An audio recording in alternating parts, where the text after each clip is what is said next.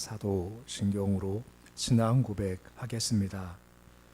나는 전능하신 아버지 하나님, 천지의 창조주를 믿습니다. 나는 그의 유일하신 아들, 우리 주 예수 그리스도를 믿습니다. 그는 성령으로 잉태되어 동정녀 마리아에게서 나시고 본디오 빌라도에게 고난을 받아 십자가에 못 박혀 죽으시고 장사된 지 사흘 만에 죽은 자 가운데서 다시 살아나셨으며 하늘에 오르시어 전능하신 아버지 하나님 우편에 앉아 계시다가 거기로부터 살아있는 자와 죽은 자를 심판하러 오십니다.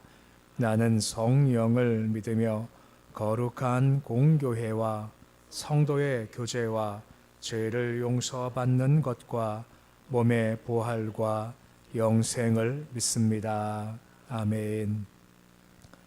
찬송가 488장 찬양하겠습니다.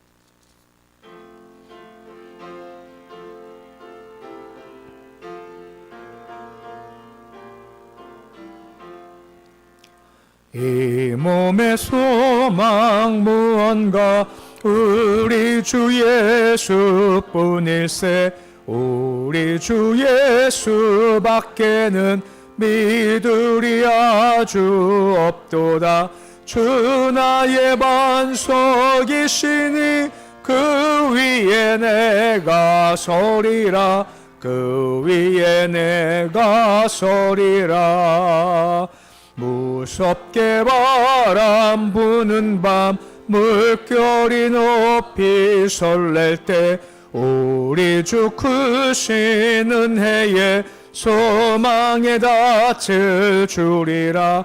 주 나의 반석이시니 그 위에 내가 서리라. 그 위에 내가 서리라. 세상에 믿던 모든 것 끊어질 그날 되어도 구주의 언약 믿사와 내 소망 더욱 크리라.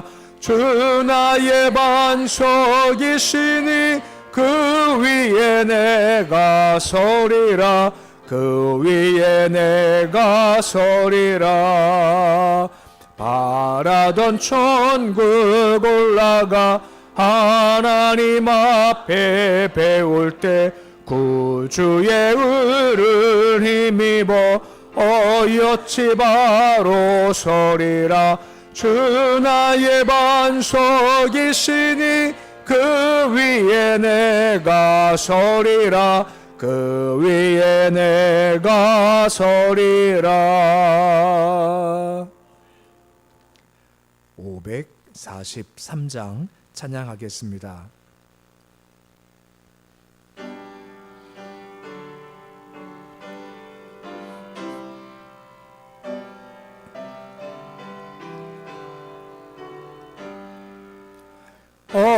어려운 일 당할 때 나의 믿음 적으나 의지하는 내 주를 더욱 의지합니다. 세월 지나갈수록 의지할 것뿐일세. 무슨 일을 당해도 예수 의지합니다.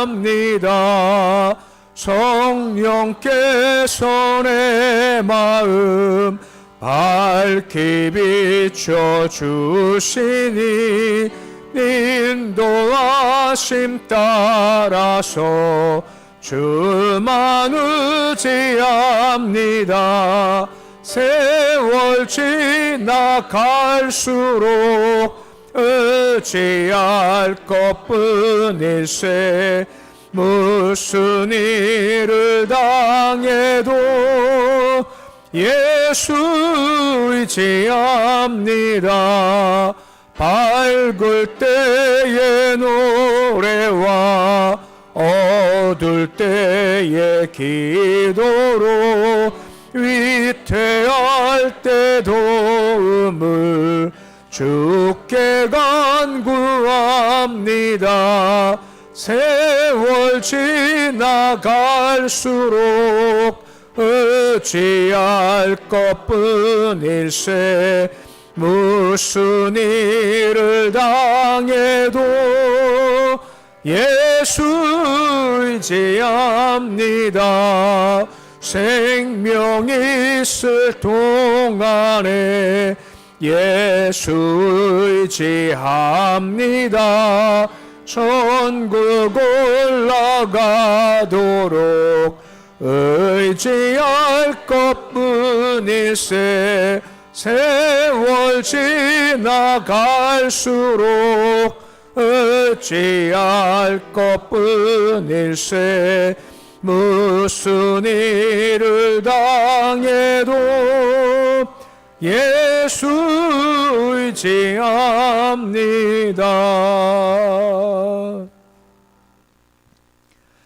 오늘 말씀은 에스겔서 24장 1절에서 14절까지의 말씀입니다. 에스겔서 24장 1절에서 14절까지 말씀입니다. 에스겔서 24장 1절에서 14절까지 말씀 우리 함께 봉독하겠습니다. 아홉째 해 열째 달 열째 날에 여호와의 말씀이 내게 임하여 이르시되 인자야 너는 날짜 곧 오늘의 이름을 기록하라. 바벨론 왕이 오늘 예루살렘에 가까이 왔느니라. 너는 이 반역하는 족속에게 비유를 베풀어 이르기를 주 여호와께서 이같이 말씀하시기를 가마 하나를 걸라. 건 후에 물을 붓고 양떼에서 한 마리를 골라 각을 뜨고 그 넓적 다리와 어깨 고기에 좋은 덩이를 그 가운데 모아 넣으며 고른 뼈를 가득히 담고 그 뼈를 위하여 가마 밑에 나무를 쌓아놓고 잘 삶되 가마 속의 뼈가 무르도록 삶을지어다. 그러므로 주 여호와께서 이같이 말씀하셨느니라. 피를 흘린 성읍 녹슨 가마 곧 그 속에 녹을 없이 하지 아니하여 화에 슬진저 제비 뽑을 것도 없이 그 덩이를 하나하나 꺼낼지어다. 그 피가 그 가운데 있으며 피를 땅에 쏟아 티끌이 덮이지 않고 맨 바위 위에 두었도다. 내가 그 피를 맨 바위 위에 두고 덮이지 아니하게 함은 분노를 나타내어 보응하려 함이로라. 그러므로 주 여호와께서 이같이 말씀하셨느니라. 화에 스친 저 피를 흘린 성읍이여 내가 또 남은 무더기를 크게 하리라. 나무를 많이 쌓고 불을 피워 그 고기를 삶아 녹이고 그 국물을 조기고 그 뼈를 태우고 가마가 빈 후에는 숯불 위에 놓아 뜨겁게 하여 그 마마의 놋을 달궈서 그 속에 더러운 것을 녹게 하며 녹이 소멸되게 하라. 이 성읍이 수고함으로 스스로 피곤하나 많은 녹이 그 속에서 벗겨지지 아니하며 불에서도 없어지지 아니하는도다. 너의 더러운 것들 중에 음란이 그 하나이니라. 내가 너를 깨끗하게 하나 내가 깨끗하여지지 아니하니 내가 내게 향한 분노를 풀기 전에는 내 더러움이 다시 깨끗하여지지 아니하리라. 나 여호와가 말하였은즉 이 일이 이루어질지라. 내가 돌이키지도 아니하고 아끼지도 아니하며 뉘우치지도 아니하고 행하리니 그 내 모든 행위대로 너를 재판하리라. 주 여호와의 말씀이니라. 아멘. 우리가 이 13장의 말씀을 통해서는 오홀라, 오홀리바란 두 음행의 여인을 통해서 북이스라엘과 남유다가 망할 거다 하는 것을 보았습니다. 오늘 본문 말씀에서는 이제 끓는 가마 비유를 통해서 한 번 더 예루살렘에 대한 멸망에 대한 말씀이 예언되어 있습니다. 1절 말씀해 보시면 다음과 같이 말씀이 이렇게 시작이 되고 있습니다. 아홉째 해 열째 달 열째 날이라고 말이죠. 이 기준은 이제 2차 침공 이후에 여호와긴과 백성들이 포로로 끌려온 것이 기준이죠. 그러니까 9년 10월 10일이 지나간 상태라고 하는 겁니다. 그러니까 꽤 긴 시간이 흘러가게 됐죠. 근데 문제가 뭐냐면 계속해서 주께서 말씀하시지 않습니까? 잘못돼서 돌아와라 계속 말씀하시지만 하지만 변화가 없는 게 문제였다라고 하는 겁니다. 결국 그래 주님께서 참으시다가 드디어 이제 바벨론 3차 침공이 개시되는 것을 말씀을 통해서 보게 됩니다. 2절의 하반절 말씀 보시면 바벨론 왕이 오늘 예루살렘에 가까이 왔느니라 라고 말씀을 해주고 있습니다. 지금 말한 3차 공격의 시작이 된 거고 이것 때문에 이제 남유다 왕국이 이제 멸망하고 마는 거죠. 주께서 특별히 에스겔한테 이날을 기록해서 기억할 수 있게 해야 한다라고 명령하시는 것은 좀 두 가지로 볼 수가 있습니다. 한 가지는 뭐냐면 이 기록은 에스겔의 예언자직이 전지전능하신 하나님을 위해서 위임받은 거다 하는 그런 자료로서의 가치를 지닌다라고 하는 겁니다. 당시 에스겔 살던 것은 이제 그발 강가 바벨론 땅이지 않습니까? 예루살렘은 거기서 대략 한 600여 킬로 정도 떨어진 곳에 있는 겁니다. 600km면 참 먼 거리죠. 여기서 부산까지가 한 450, 460 정도 되니까 엄청 먼 거리이지 않습니까? 근데 당시 뭐 소식을 전해받을 것이 뭐 전화가 있는 것도 아니지 않습니까? 근데 그날 왕이 침공했다 하는 것을 에스겔이 바로 알았다라는 것은 무엇 때문입니까? 하나님의 계시라고 한 겁니다. 주께서 알려주셨다라고 한 것이죠. 그래서 하나님은 이제 그런 분이다라는 걸 보여주고 있는 겁니다. 우리는 한계를 가지고 있죠. 당시 에스겔은 도저히 알래야 알 수 없지만 하나님은 이것을 넘어서시고 한계를 초월하시는 분이다라고 하는 겁니다. 그럼 하나님께서 역사하시는 거고 너한테 말씀한 거다 하는 것을 알리시기 위해서 그것을 기록하라라고 말씀해 주고 있는 겁니다. 또 그렇기 때문에 우리가 주를 의지해야 된다라고 하는 겁니다. 우리 어쩔 수 없이 한계를 가질 수밖에 없지 않습니까? 아무리 급하다 해도 휙 갈 수 없지 않습니까? 하지만 하나님은 그렇게 가시는 분이라는 겁니다. 멀은 사람한테 우리를 말할 수 없지만 주님은 그 마음을 멀리서도 감동하시고 가마에서 움직일 수가 있으시다라고 하는 거죠. 하나님은 그런 분이시는 겁니다. 그렇기 때문에 다시 반복해 말씀드리지만 우리가 역사를 배운다는 것이 뭐라 했으면 계속해서 좋은 것은 반복하고 안 좋은 것은 반복하지 않는 것이 지혜라고 하는 거죠. 그러니까 이 말씀과 같이 주께 잘 보이지 못하니까 어쩔 수 없이 무너지는다. 반면 주께 잘 보이면 주께서 이렇게 역사하시는 거다 하고 잘 배우는 게 마땅한 모습이다라고 하는 겁니다. 계속 말씀이 뭡니까? 주께 잘 보여야 한다. 말씀만 잘 순종을 해야 된다. 그 너희가 설 수 있지. 이거 없으면 너희가 무너지고 만다라고 말씀해 주고 있는 겁니다. 왜요? 하나님께서는 멀리서도 사람 마음도 움직이시고 자연도 바꾸시고 상황도 주께 조정하시기 때문에 그 주님을 바라보자라고 말씀을 해주고 있는 겁니다. 또 한 가지는 말씀 나왔습니다만 결국은 죄 때문에 망한다라고 하는 겁니다. 이스라엘 백성들한테 이거 기억하라라고 하는 거죠. 실제적으로 이스라엘 백성들이 포로에서부터 돌아왔죠. 그리고 1년에 금식을 4번 합니다. 특별히 이날 멸망한 날 10월에 금식을 하면서 그때 우리가 멸망당했다. 다시는 이런 일을 반복하지 말자 하고 금식을 하면서 그때를 기억한다라고 하는 겁니다. 그러니까 우리 역시 마찬가지라고 하는 거죠. 우리가 좋은 것도 기억하지만 나쁜 것도 기억하면서 이것은 반복하면 안 돼 하는 마음이 분명히 필요하다 하는 의미에서 이것을 기록하라 라고 말씀을 해주시는 겁니다. 3절 말씀 보시면 비유를 베풀라라고 하며 가마를 하나 걸라라고 말씀을 해주고 있는 겁니다. 이 가마라는 것은 바벨론 군대에 포위될 이스라엘 백성들을 가리키는 겁니다. 4절 말씀 보시면 가마를 걸고 물을 붓죠. 양태에서 한 마리를 고르랍니다. 그리고 모든 좋은 덩이를 거기다가 다 가득히 두라라고 하는 거죠. 모든 좋은 덩이들은 당시의 권력자들을 지칭한다라고 할 수가 있는 겁니다. 그들이 여러 가지 방법을 통해 동족을 약탈했고 살육하는 범죄를 저질렀기 때문에 그들을 거기다가 다 두라는 거죠. 그리고 나무를 가지고 거기에 불을 내라라고 하는 것이고 열을 가해서 3대 뼈가 무르도록 삶아라라고 언급을 해주고 있는 겁니다. 당연히 이것은 이스라엘 백성들이 바벨론 군대에 의해서 포위를 당할 거고 약탈당할 거고 살상당할 거다 하는 것을 지금 얘기한다라고 하는 겁니다. 그 지금까지 그들이 의지한 것들이 있지 않습니까? 우상도 의지했고 나를 힘도 의지했고 그리고 권수도 의지했지만 결국은 이러한 심판이 오니까 도저히 감당할 수가 없더라라고 하는 겁니다. 그래서 우리가 요즘 자주 말씀하지만 주님 말고는 전부 다 모든 것이 다 헛되다라고 하는 겁니다. 내가 좀 뭔가 가지고 있을지 모르지만 진짜 위기 오면 헛될 수밖에 없다라고 하는 거죠. 오직 주님밖에 없다라고 하는 겁니다. 이거 너무 단순하지만 이것이 우리가 살 길을 준다라고 하는 겁니다. 6절 말씀 보십시오. 피를 흘린 성읍이다라고 언급을 해주고 있지 않습니까? 피 흘린 성읍은 두 가지 의미죠. 한 가지는 힘을 가지고 약자들을 괴롭혔고 피 흘려서 살육했던 모습도 있고, 또 한 가지는 우상 숭배할 때 어디까지 갔다 했습니까? 자기 자식을 죽임에까지 갔다, 피 흘렸던 것까지 가게 된다라고 하는 거고, 녹슨 가마할 때 녹이라는 것은 주 앞에 볼 때 더러운 죄악들을 상징한다라고 하는 겁니다.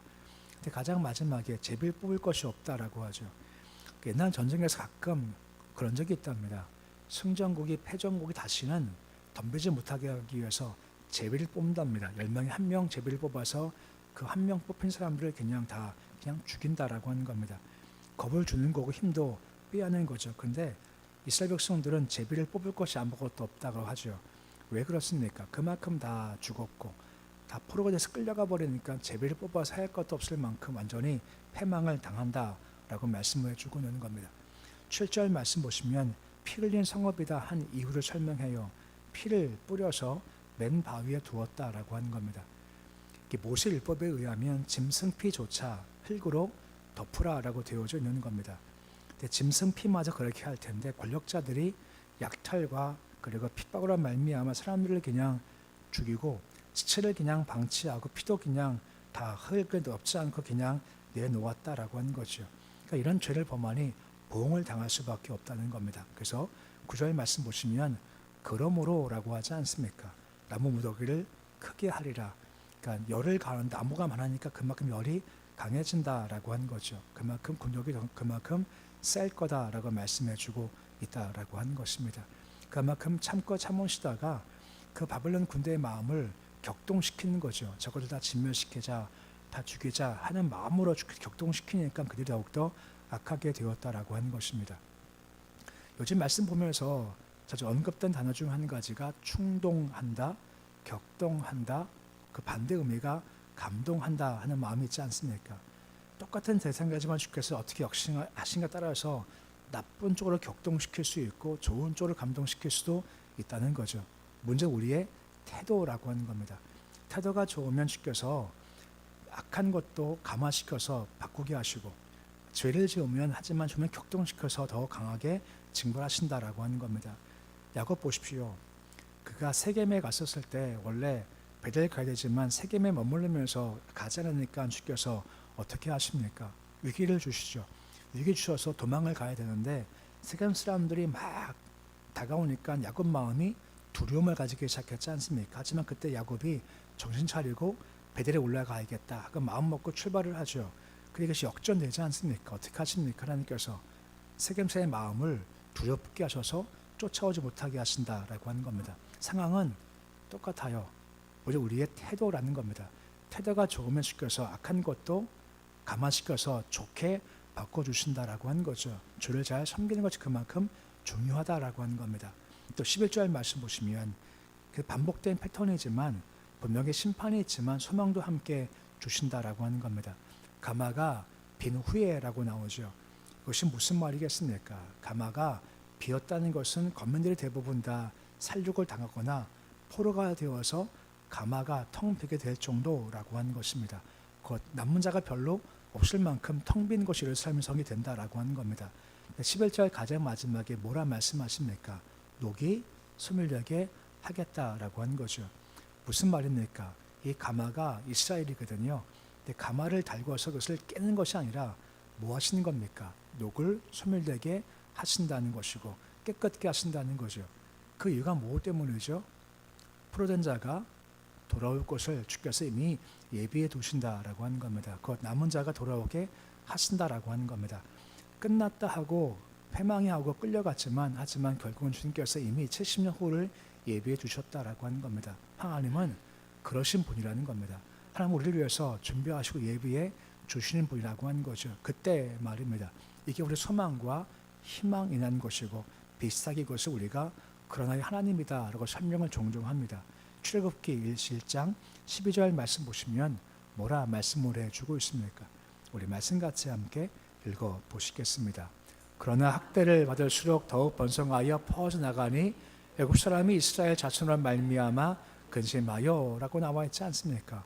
학대하고 박해하죠. 당연하게도 그러면 번성하지 말아야죠. 하지만 가장 처음 뭐라 말씀합니까? 그러나 학대받을수록 더욱더 번성하고 퍼져간다라고 하지 않습니까?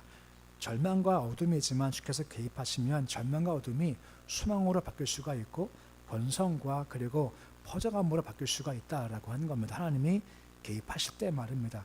우리 소망은 오직 예수 그리스도밖에 없다라고 하는 거죠. 그것이 우리가 바라볼 모습이다라고 말씀을 해주고 있습니다.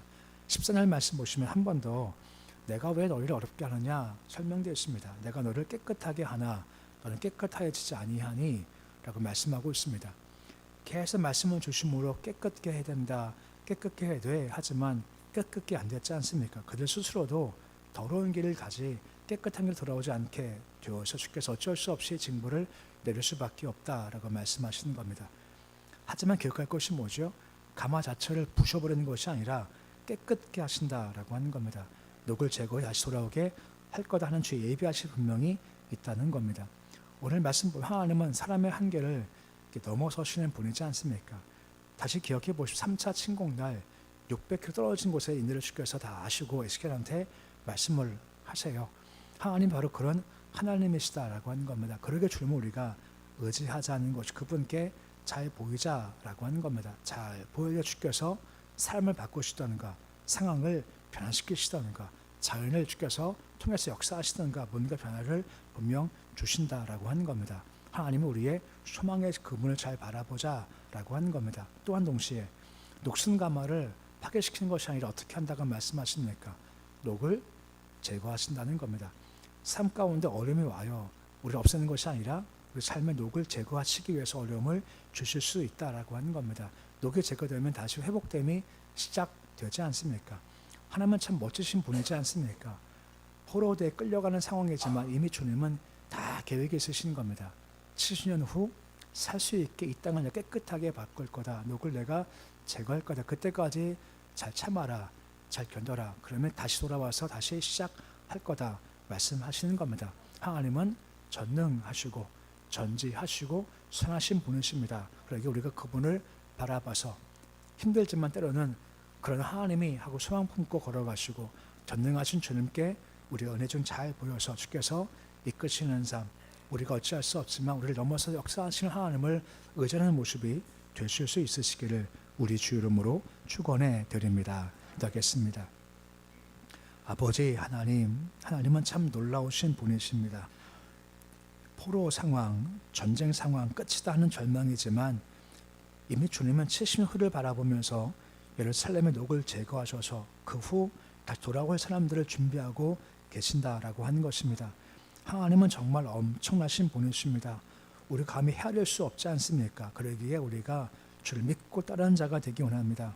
주님 때로 이 눈에 아무 증거가 아니 뵐 수 있습니다. 하지만 믿음으로 걸어가면 주께 역사하심을 우리가 보게 되오니 늘 주께 잘 섬기게 하시되 우리가 주 앞에서 주를 기쁘게 하는 자, 주께 잘 보이는 자가 되도록 도우셔서 그 행하심과 능력을 경험토록 도와주옵소서. 하나님은 소망을 주시는 분이십니다. 우리 민사람은 절대 절망 낙점하지 않습니다. 그 다음이 있습니다. 그런 하나님의 역사하심이 있지 않습니까? 새벽 나와 기도할 때마다 힘겹지만 주를 바라보고 찬송하며 예배 기도하면서 그러나 하나님의 도우시면 됩니다.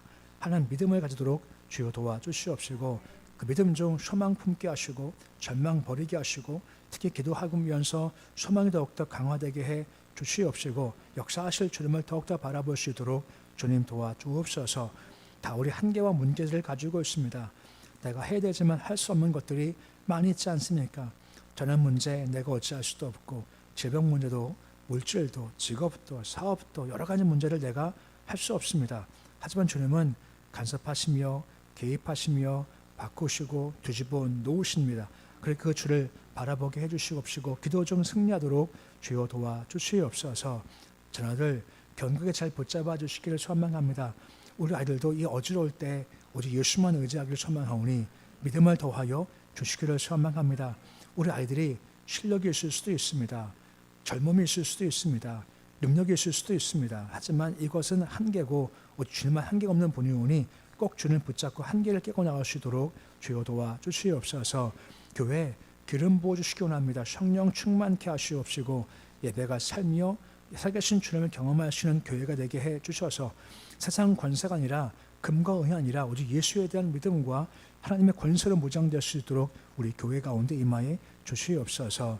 북한 땅 기억하셔서 어둠 땅 예배가 살고 복음이 살며 십자가의 불이 비칠 수 있도록 주님 도와주시옵시고 남과 북이 하나가 되어서 전쟁 때문에 근심하지 않게 해주시고 하나가 되어서 복음 들고 열방을 나갈 수 있는 안국 땅 되도록 도와주시옵소서. 예배드리며 무명으로 선하신 주를 기억하며 감사헌금 드립니다. 유진선 성도님 선교헌금 드립니다. 손길에 주님 복을 도와주시옵소서. 먹이시고 이끌 살리신 분 오직 하나님 한 분뿐이십니다. 늘 그 주님을 바라보게 해주셔서 삶의 개입 간섭하심의 손길 따라서 부족함도 없고 모자람도 없고 주께 허락하시는 것이 늘 풍성해서 내자 넘치나이다 하는 고백에 넘치는 그런 복된 길 걸어가도록 도와주시옵소서. 오늘 주님 하루가 시작되었습니다. 하루 오늘 주께 맡겨드립니다. 오늘 하루 주님을 찬송합니다. 기뻐합니다. 감사합니다. 영광 돌릴 겁니다. 무엇이 온다 한들 마음 흔들리고 시험 들지 않게 하시고 주만 바라본 하루 삶 살 수 있도록 인도해 주시옵소서. 예수님의 이름으로 기도드립니다. 아멘. 하늘에 계신 우리 아버지 이름을 거룩하게 하시며 아버지의 나라가 오게 하시며 아버지의 뜻이 하늘에서와 같이 땅에서도 이루어지게 하소서. 오늘 우리에게 일용할 양식을 주시고 우리에게 잘못한 사람을 용서하여 준 것 같이 우리 죄를 용서하여 주시고 우리를 시험에 빠지지 않게 하시고 악에서 구하소서. 권능과 영광이 영원히 아버지의 것입니다. 아멘.